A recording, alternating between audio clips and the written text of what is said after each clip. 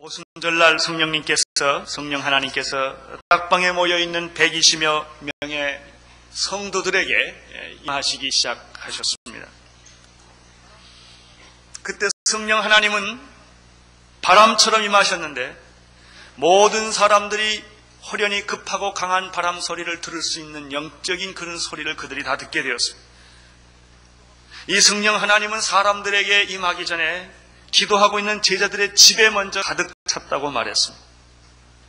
오늘 나는 성령님께서 여러분들에게 임하시기를 바랍니다. 오늘 성령님께서 오늘 온 교회, 이 교회를 통치하시고 이 교회를 지배하시고 살아 역사하시기를 우리는 기도하고 사모합니다. 동시에 이 성령 하나님은 불로 임하셨습니다. 활활 타는, 사라지지 아니하는 그런 불로 성령님이 거기에 있는 모든 사람들 속에 임하기 시작을 했습니다. 불에는 꺼져가는 불이 있습니다. 같은 불이라도 점점 꺼져가는 불이 있습니다.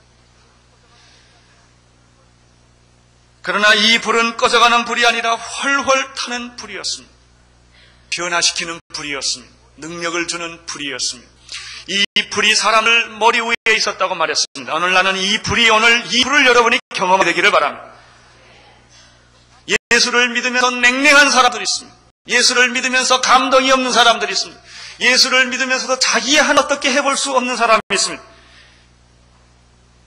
그러나 성령은 그런 분이 아니십니다. 우리를 변화시키십니다. 나를 변화시키시고 우리 교회를 변화시키시고 내 삶을 변화시킬 수 있는 분이 성령 하나님이십니다.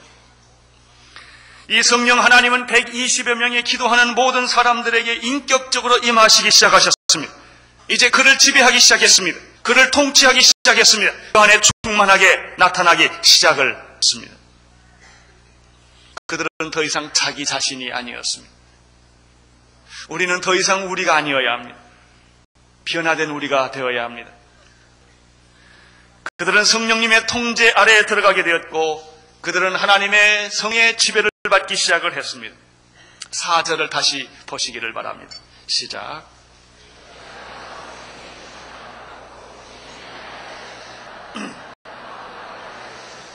저희가 다 성령의 충만함을 받고 성령 충만함을 받는다는 뜻은 무슨 뜻이 있습니까? 성령이 임했다고 하면 그게 무슨 의미가 있습니까? 성령 받은 자의 특징은 무엇입니까? 오늘 이 4절에 보면 저희가 다 성령의 충만을 받았는데 성령의 충만을 받고 보니까 성령의 말하게 하심을 따라 다른 방언으로 말하기 시작했다고 말했습니다.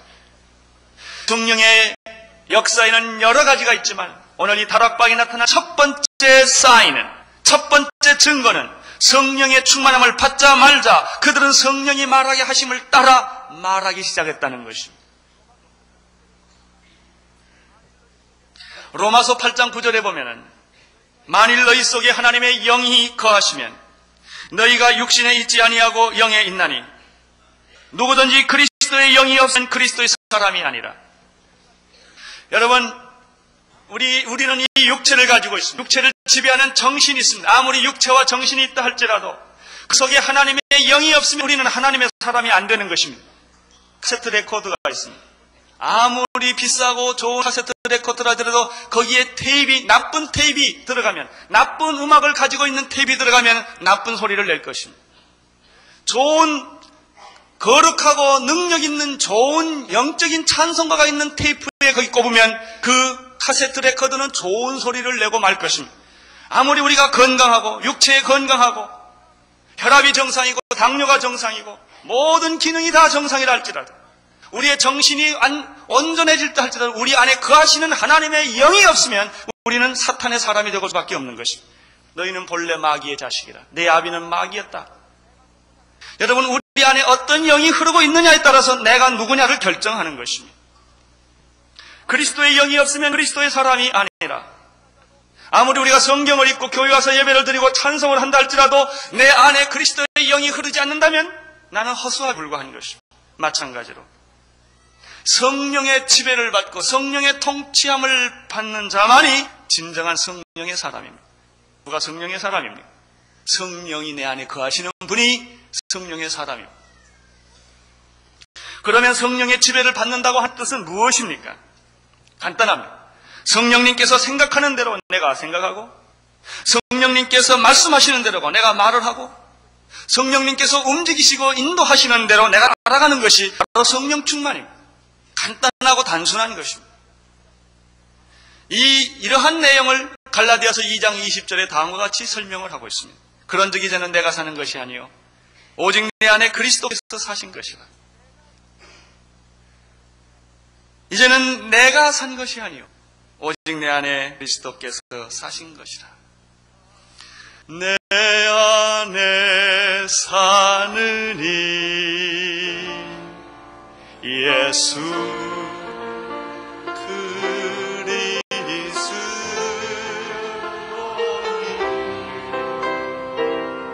나의 두름도 유익하니라.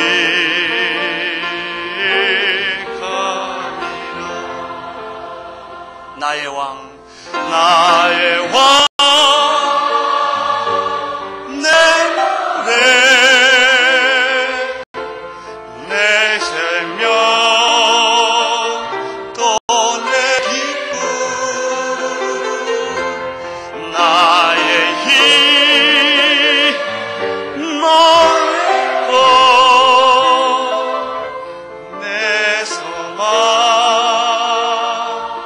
나의 주 내 안에 사느니 내 안에 사느니 예수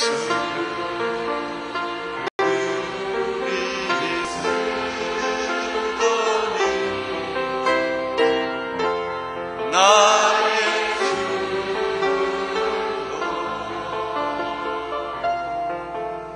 유익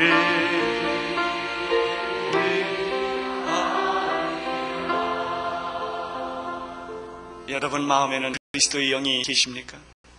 여러분 안에는 성령님이 계십니까? 그분은 죽은 분이 아니십니다. 그리스도가 여러분 안에 계시다면 그분은 여러분 안에서 뭔가 생각할 것이죠. 그분은 여러분 안에서 무엇인가 말씀하고 계실 것이죠. 그분은 십자가에 못 박혀서 무덤에 갇힌 분이 아니라 부활하신 분이시기 때문에 그분은 지금 여러분과 함께 움직이시고 계실 것입니다. 내 안에 사는 이는 그리스도십니다. 내가 아닙니다.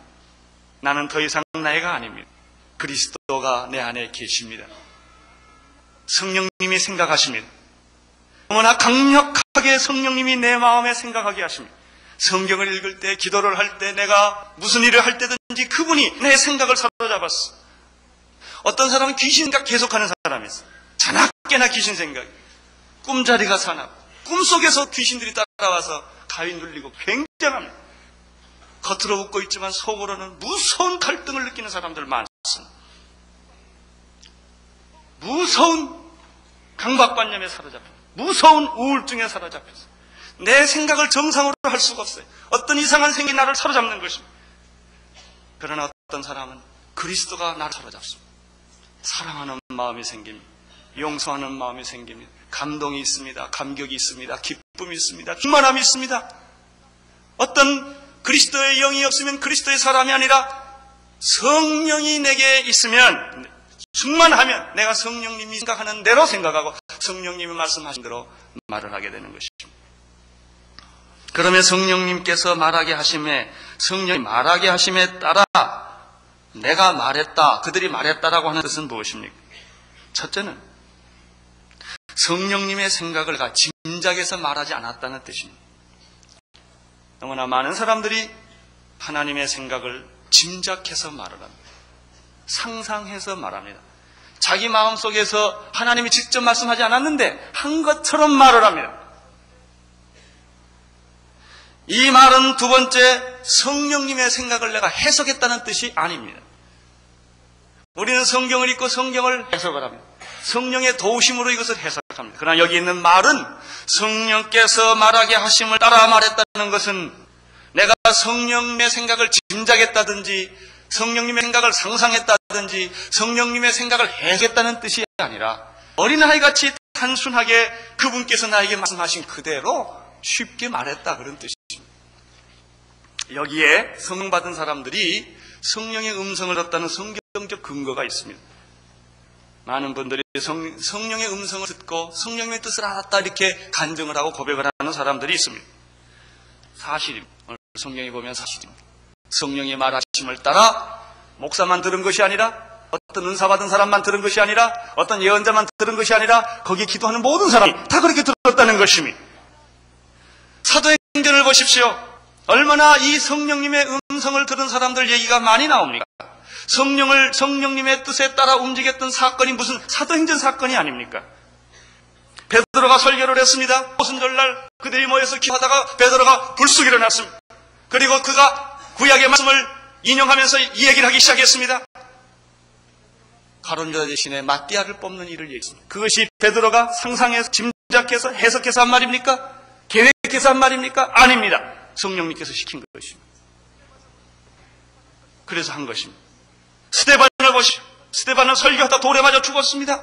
그 자기가 하고 싶어서 설교한 것입니다. 아닙니다. 성령님께서 그 설교를 하게 하신 것입니다. 사도 바울이 그렇습니다. 특별히 베드로에게 성령님이 나타나셨습니다. 환상을 보여주셨습니다. 이방인인 고넬료가 너를 찾아올 것이다. 그를 거절하지 말고 그 집에 가서 축복을 해줘라. 이거 짐작입니까? 해석입니까? 상상입니까? 아닙니다. 실제입니다. 이것이 상전에 나타난 모든 사건입니다. 나는 오늘 여러분에게도 이런 일이 있기를 바라고, 오늘 교회도 이런 일이 있기를 바랍니다.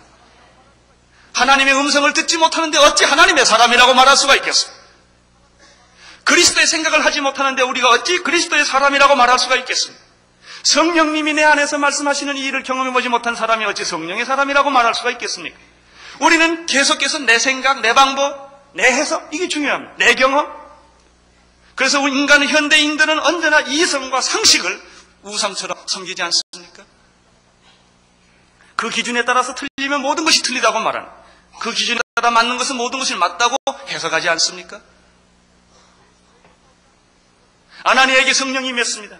너에게 사울이라는 청년이 올 것이다. 그를 안수해줘라. 아나니아는 이 성령의 음성을 듣고 안수해서 사울이 눈에서 눈이 떨어졌던 것입니다. 성령님께서 빌립에게, 예루살렘으로 가는 빌립에게 너는 예루살렘으로 가지 마, 가사로 내려가라. 여러분, 전도하려면 사람이 많은 거 가야 되지 않겠어요?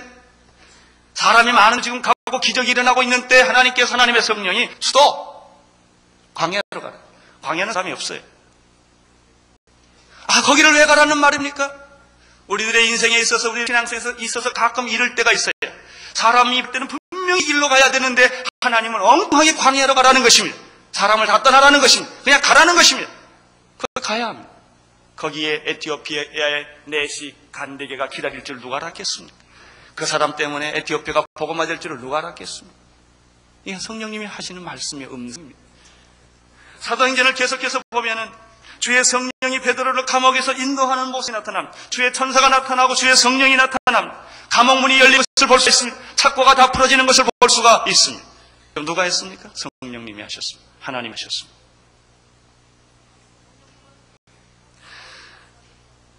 성령님은 바울에게 나타나셔서 아시아로 전도하러 가는 바울을 막았습니다. 마게도냐로 가라. 환상 속에 나타났습니다. 우리를 도우라. 그는 그런 음성을 들었습니다. 특별히 사도행전에 보면 흉년이 올 것을 미리 예언하는 예언이 있습니다. 사도 바울에게 당신은 예루살렘을 가려고 하는데 그럼 가지 마십시오. 거기 가게 되면 분명히 당신은 처를 당할 것이며 결박을 당할 것이고 고난을 겪게 될 것입니다. 성령님께서 미리 말씀해 주셨습니다. 사도행전 전체가 바로 이런 하나님의 음성과 하나님의 말씀으로 가득 찬 책입니다. 사건입니다. 유라굴로 황풍을 만났을 때 그들이 다 죽게 되었습니다. 모든 사람들이 사색이 되었습니다. 물건을 다 바다에 던졌습니다. 그래서 오직 한 사람, 사도 바울만 여유작작했습니다. 웃을 수 있었어요. 왜 그랬습니까? 어젯밤에 주님께서 나타나셔서 염려하지 말라, 넌 죽지 않는다. 이런 말씀을 해줬어요. 그렇습니다. 이 음성을 듣는 사람들은 전쟁 속에서도 걱정이 없습니다. 병 속에서 걱정이 없습니다. 내가 너를 살주마, 내가 너를 구원해주마, 너는 죽지 않는다. 총알이 날라들고 폭탄이 터진데 할지라도 말씀을 받은 자들은 두려워하지 않는 것입니다.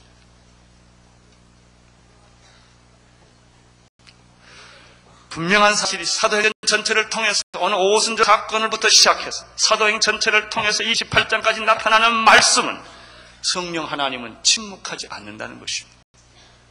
말씀하십니다. 뭐 말씀한다는 게 뭐 별게 있습니까? 뭐 자격이 있어 말씀을 받습니까? 친함은 받는 거예요. 아무리 부부라도 말을 서로 안 하는 부부가 있어요. 천리만리 멀어진 부부가 있어요. 같이 살면서도 그 무서운 담벼락 발성보다 더 무서운 게 있는 사람이 있어요. 그게 무슨 부부입니까? 같이 말을 하고. 뭐 부부가 말한다고 쩍쩍합니까? 절대 부부는 어려운 말 안 해요. 밥 먹었니? 밥 먹었다. 배부르니? 그거예요.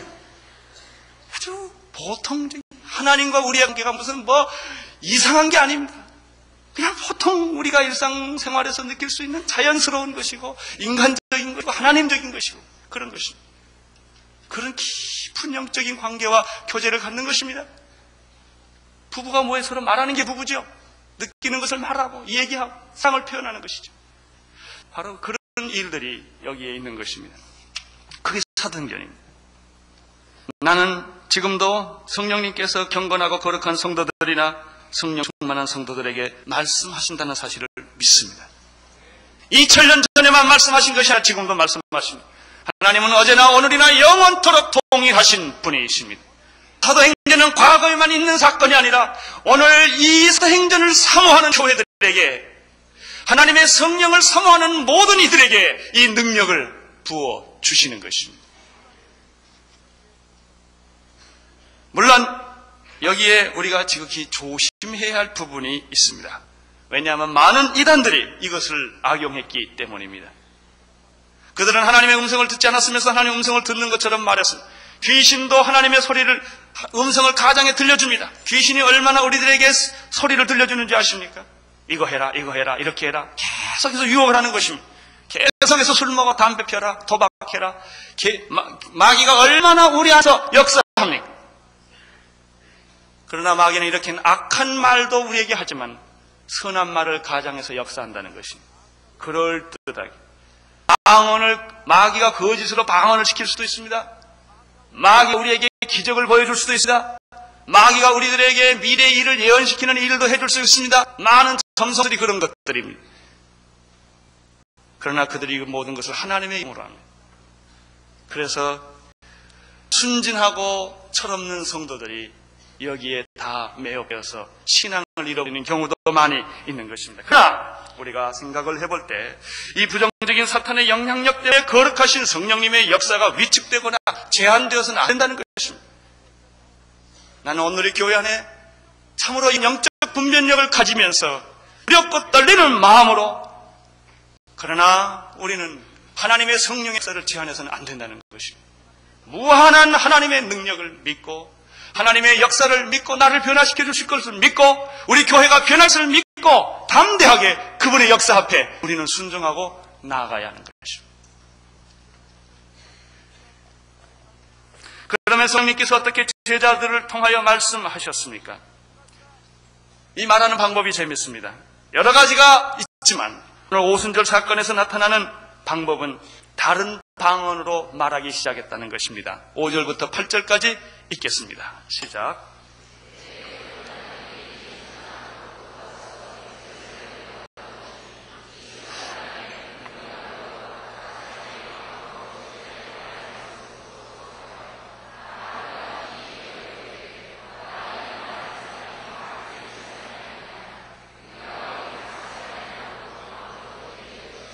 성령 받은 사람들이 자기 생각을 말하는 것이 아니라 성령의 생각을 말하게 되었는데 그 말하는 것이 뭐냐면은 듣는 사람들이 다 난곳 방언으로 말했다는 것입니다. 놀라운 일입니다. 아마 우리는 이런 상상을 해볼 수 있습니다. 우리가 지난번에 성령 집회나 영적 전쟁 집회 여기서 했을 때 얼마나 손을 들고 시끄럽게 기도하고 그랬습니까? 시험 받은 사람도 몇 사람 있었을 거예요. 아마. 그랬더니 신동아에서 시끄럽다고 연락이 왔어요. 경배와 찬양하면 얼마나 시끄러운지 몰라요. 동네가 아니냐, 뭐 자동차고 뭐고 다 꽉꽉 차. 분명히 때 약 한 120명의 사람들이 그 다락방에서 기도를 했는데 시끄러웠을 거예요. 불이 일어나고 바람이 불고 말이죠. 사람들이 그냥 정신없이 거기서 기도하다 그냥 튀어나왔을 거예요. 이 길거리로 튀어나왔을 거예요. 그러니까 사람들이 얼마나 시끄럽겠습니까? 그냥 와글와글 그냥 별 샬라샬라고 다 얘기를 했겠죠. 그것도 자기가 그냥 하는 게 그냥 성령이 시키니까 막 했겠죠. 세 가지 표현, 6절에서 7절까지 보면은 6절을 보시겠습니다. 보면은 이 사람들이 이 사건을 목격하고 나서 6절에 보시면 이 소리가 나매 큰 무리가 각각 자기의 방언으로 제자들의 말하는 것을 듣고 이렇게 됐어요. 그러니까 이제 이 두 가지가 해석이 가능합니다.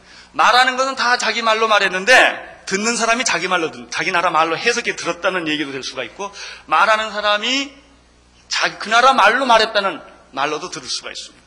그러나 그것이 어찌 했던 간에 거기 성경이 없으니까 분명한 것은 그들이 자기 나라 말로 들었다는 것입니다. 자기 말로 나라 말로 전부 듣고 첫째 뭐 했죠? 대소동이 일어났습니다.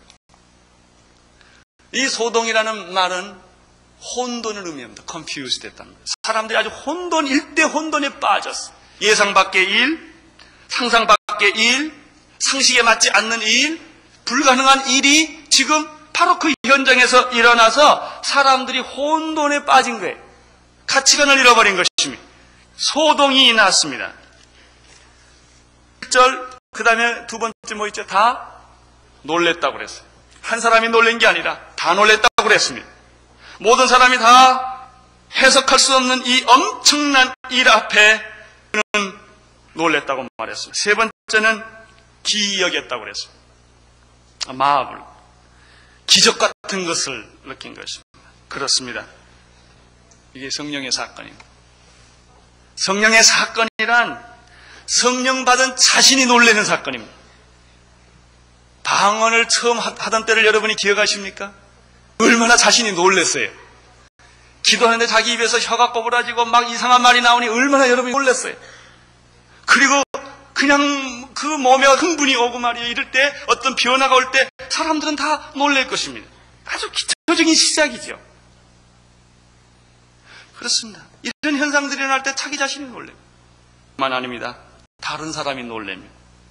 만약에 여러분들을 보고 다른 사람이 놀라지 않았다면 그 사람이 잘못됐든지 여러분이 잘못됐든지 둘 중에 하나일 것입니다. 여러분, 우리가 하나님을 믿습니다. 하나님을 믿는다고 하면서 이렇게 충격 없이 갈등 없이 살아간다는 걸 보면 그게 이상하지 않습니까? 정말 하나님의 어느 음성을 듣다고 하면 여러분이 이렇게 있을 수가 있겠습니까? 안 들었기에 망정이지. 영국의 유명한 앵글리칸 목사님이 평생을 사제로 살았는데 정말 하나님의 음성을 듣고 싶어서 그가 말년에 들어가서 하나님의 음성을 들려달라고 그랬는데 하나님의 음성을 들려주니까 기절해서 죽어버렸대요. 한 번도 안 들었거든요. 들어본 일이 없거든요. 하나님이라는 것은 머릿속에만 있는 게, 관념 속에만 있는 거예요. 내 지식 속에만 있는 거예요. 정말 실제 하나님을 만나본 일이 없는 거예요. 느껴본 일이 없는 거예요. 그러니까 이렇게 아주 참 떳떳하게 살아요. 아주 갈등 없이 사는 거예요. 정말 우리들이 하나님을 정말 만났다면, 느꼈다면, 그분의 임재를 내가 경험했다면 우리가 어찌 이렇게 살 수가 있겠어? 어찌 우리가 이렇게 한가하게, 어찌 우리가 이렇게 여유 있게 살 수가 있겠어? 그렇지 않습니다. 어떤 의미에서 우리가 하나님을 실제로 믿기는 하지만 안 만났다는 증거입니다.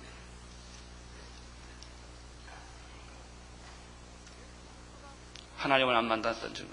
예수 그리스도가 십자가에 못 박혀 죽으셨는데 그분이 무덤에 갇힌 분입니까? 부활한 분입니까? 우리는 다 예수를 십자가에 못 박혀 죽은 것까지는 다 믿습니다. 그러나 무덤에 갇힌 예수를 믿고 있습니다. 여러분 집안에 누가 죽은 사람 있죠? 무덤에 갇혀있는 분들은 불쌍하고 생각은 나지만 능력이 없는 거예요. 그러나 살아있는 분이라면 믿음이라면 말하는 것입니다. 깨닫는 것입니다. 느끼는 것입니다. 예수 그리스도가 죽은 분이 아닙니다. 살아계신 분. 믿습니까? 그러면 만나야 합니다. 그분의 음성을 들어야 합니다. 이것이 예수와 동행한다는 뜻입니다. 성령 하나도 마찬가지입니다. 성령 받은 사람들은 바로 이 성령 하나님을 체험하기 때문에 자신이 충격받을 뿐만 아니라 다른 사람에게 충격을 주는 것입니다. 이것이 사도행전 교회와 오늘날 교회의 차이입니다. 오늘날의 교회는 건물이 멋있습니다. 제도가 잘 되어 있습니다. 사람이 많습니다. 거기에 웃음도 있고 다 모든 거 봉사도 있고 전도도 다 있습니다. 그러나 초대교회와 뭔가 다릅니다. 아퀴나스가 유명한 말을 했습니다. 초대교회는 은과 금은 내게 없거니와 내게 있는 것으로 내게 주노니 곧 나사렛 예수 그리스도의 이름으로 일어나 걸어라 능력이 있었다는 것입니다. 그러나 중세교회는 은과 금은 많이 생겼다는 것입니다. 그러나 나사렛 예수 그리스도의 이름의 능력을 잃어버렸다는 것입니다. 오늘날 현대교회는 건물도 있고 제도도 있고 돈도 있고 다 있습니다. 교회 안에 실력 있는 사람 많습니다. 권력 있는 사람 많습니다. 교회는 이제는 세상에서 하나의 작은 집단이나 큰 집단으로 일어났습니다. 그러나 능력이 없습니다. 제도화되어 가는 것입니다. 생명력을 잃어버린 것입니다.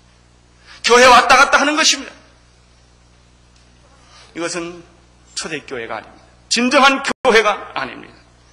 나는 오늘의 교회가 다시 사도행전 교회로 돌아가기를 바랍니다.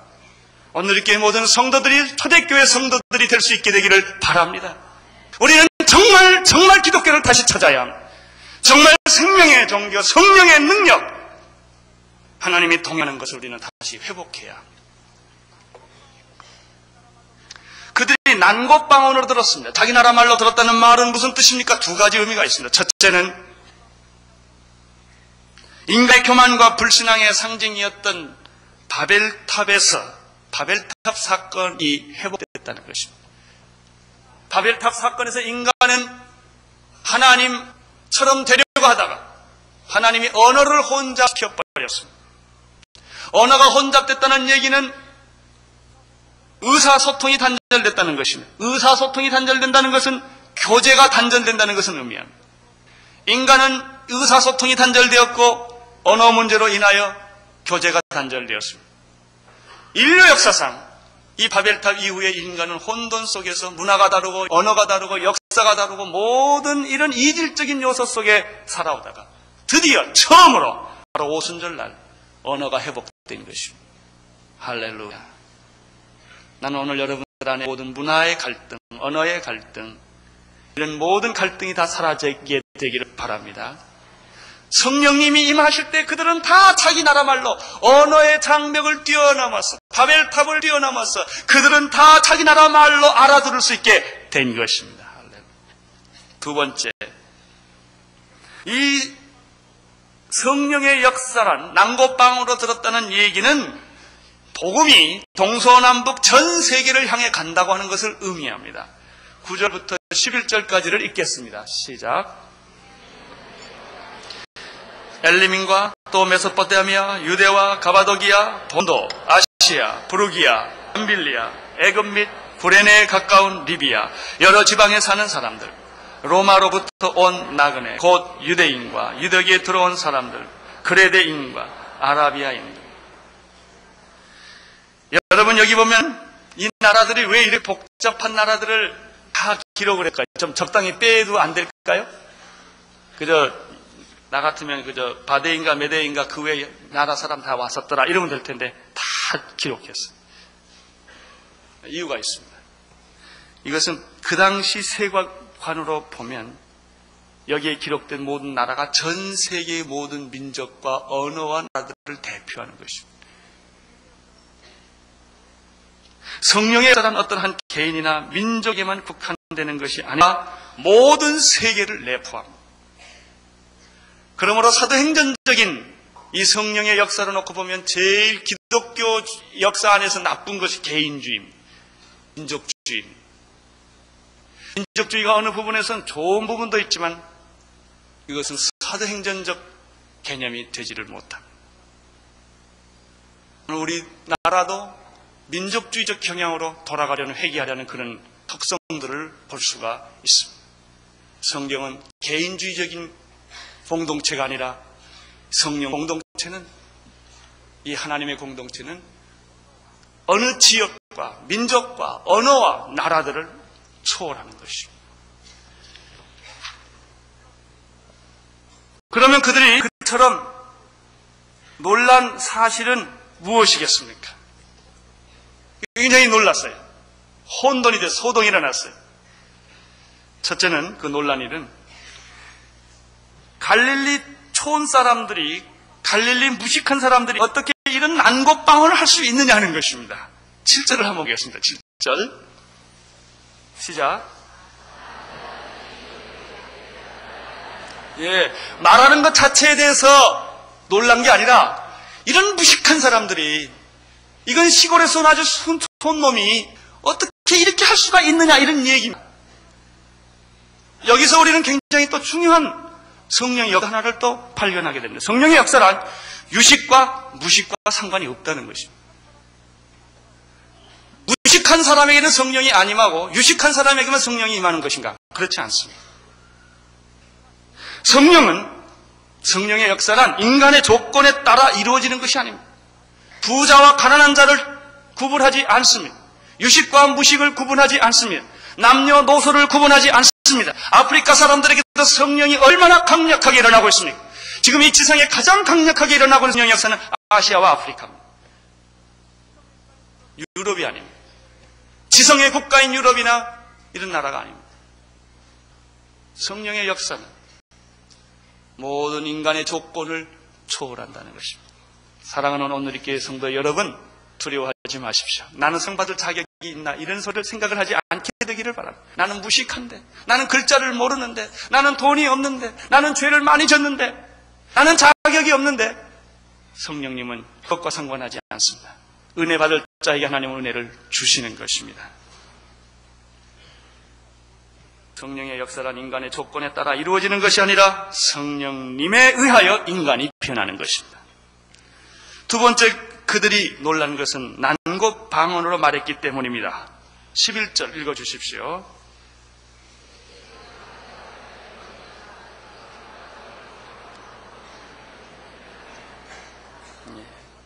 그들이 다 난곡 방언으로 말해서, 더 놀라운 사실은 말한 내용입니다. 그 말한 내용은 무엇입니까? 그들이 성령의 말하게 하심을 따라 그 난곡 방언으로 다 말했는데 그 내용이 무엇입니까? 하나님의 큰 일이라고 그래요. 줄 쳐주셔야 됩니다. 하나님의 큰 일을 그들이 듣게 된 것입니다. 하나님의 큰 일이 무엇이겠습니까? 두말할 것도 없이 그 아들 예수 그리스도로 말미암은 구원에 관한 이야기일 것입니다.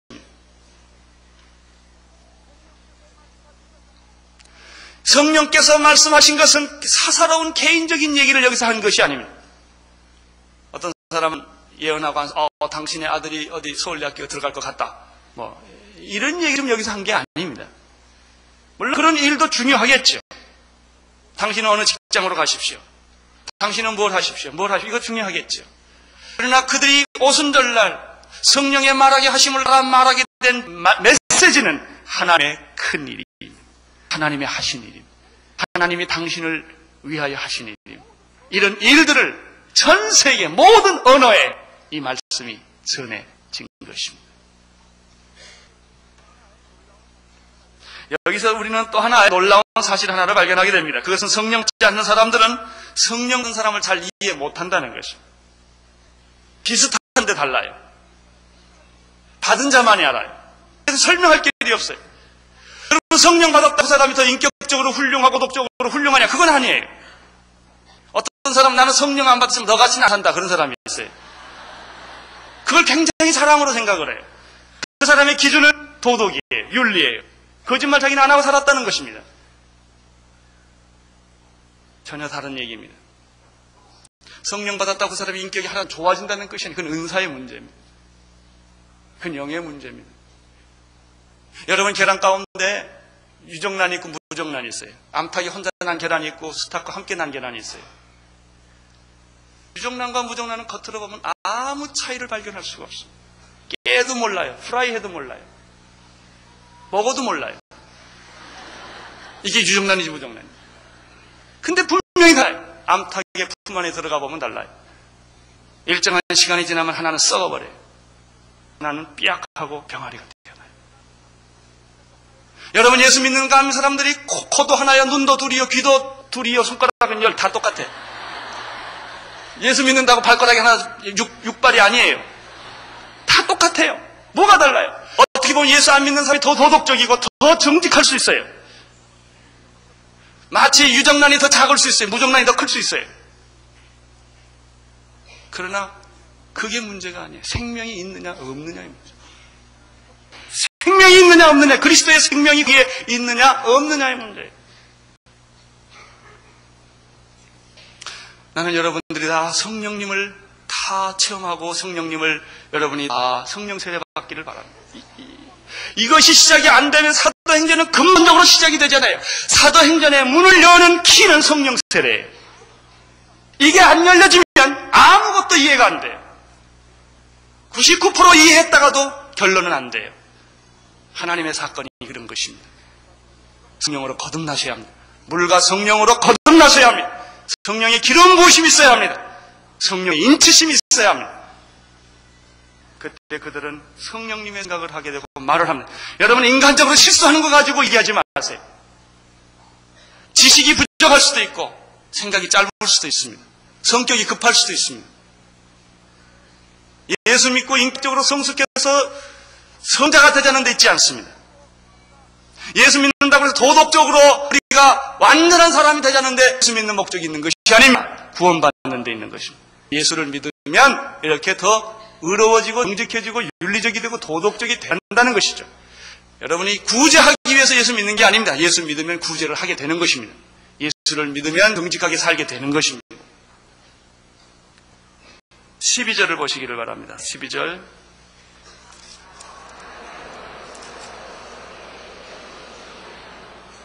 예, 다 놀라며 우억하여 서로 가라되 이 어찌니냐. 사건은 무시할 수가 없었습니다. 부인할 수가 없었습니다. 그러나 그것을 믿기도 어려웠습니다. 받아들이기는 더 어려웠던 것입니다. 받아들이기 어렵기 때문에 그들이 한 것이 무엇입니까? 의심입니다. 그들이 그 다음에 사실을 부인할 수는 없으면서도 믿기 어려우면 13절에 뭘 합니까? 조롱하고 집까지 이렇게 방언 좀 했다고 괜히 예수 믿고 성령 받고 은혜 받은 것을 아주 그걸 싫어해요. 그걸 아주 시니컬하게 말을 해요. 냉소적으로 말을 해요. 중요하지 않게 말을 해요. 그 사람들이 조롱해서 아마 술 취했나 보다. 이상한 술에 취했나 보다. 이렇게 그들이 말을 한 것이죠. 얼마나 우스꽝스러운 해석입니다. 어떤 사람에게 누가 미우라 야코의 책을 줬어요. 은혜 받고 너무 좋았어요. 당신은 읽어보시라.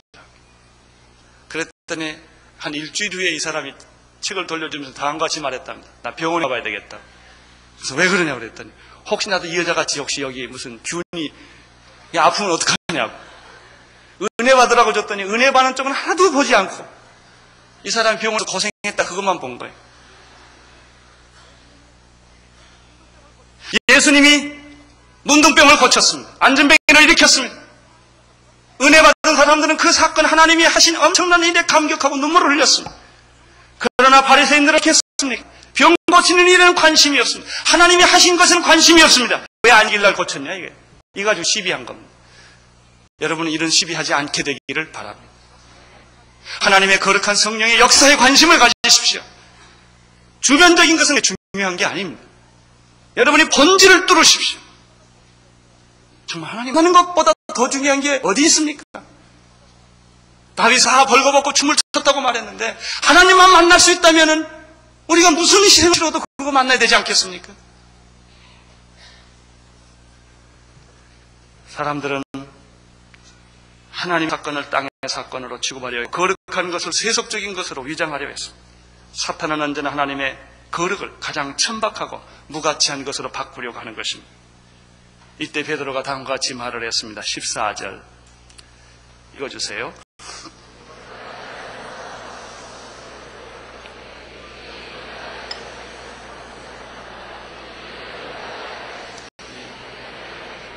예, 때가 제3신이 대낮부터 술 취하는 사람이 어디 있느냐 말이죠. 그건 술 취한 게 아니다. 어떤 마약에 취한 것도 아니다. 그렇습니다. 베드로는 11 제자들과 함께 분명히 선포했습니다. 이것은 사람의 사건이 아니라 하나님의 사건이다. 이것은 위장되고 조작된 사건이 아니라 구약의 요엘서에서 이미 예언했던 하나님의 말씀의 응답이었다. 오늘 이 응답이 여러분에게 임하기를 바랍니다. 성령이 임하셔서 우리 모두에게 이 하나님의 귀한 일들을, 거룩한 일들을, 위대한 일들을 보고 듣고 체험하고 선포하는 이런 놀라운 역사가 오늘 여러분에게 있게 되기를 바랍니다. 기도하겠습니다.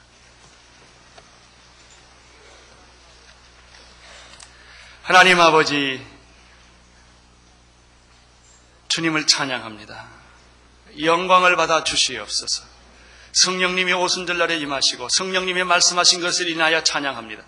오늘 우리 교회 안에 성령님이 임하시고 성령님이 말씀하여 주옵소서. 주여 말씀하시옵소서. 우리가 듣겠나이다. 주여 바벨탑을 초월하게 하여 주시옵시고 민족을 초월하게 하여 주시옵시고 나를 초월하게 하여 주시옵소서. 복음은 하나님의 것이며 이 복음은 전 세계에 선포되어야 할 것임을 믿습니다. 할렐루야. 오늘 이 자리에 성령님이여 임하여 주옵소서. 예수님 이름으로 기도드리옵나이다.